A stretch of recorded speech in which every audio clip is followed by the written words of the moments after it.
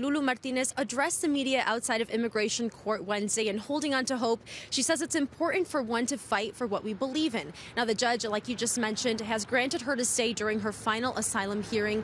Now, Martinez, along with family and friends, have been fighting for her to stay for 5 years now. And even though the judge granted her asylum, there's still one more hearing May 1st, and that's when ICE will explain their objections to the asylum claim.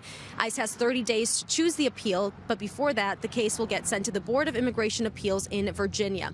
And now to explain why Martinez is such an asset to our community, she arrived to the United States at the age of 3.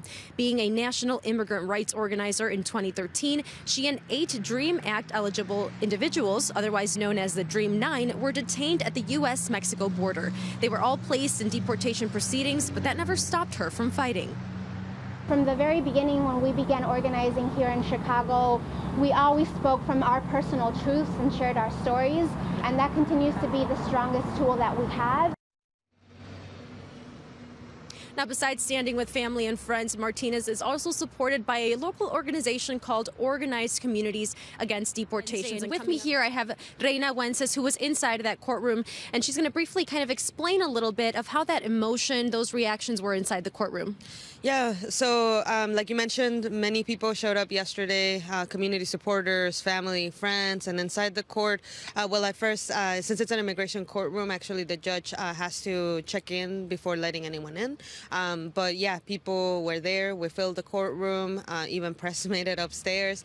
So definitely, it's the emotions, I think, were pretty high. I mean, Lulu mentioned after she left the courtroom, after getting the decision, that she felt overwhelmed. But the one thing is that the visibility of the people did have an impact, we believe.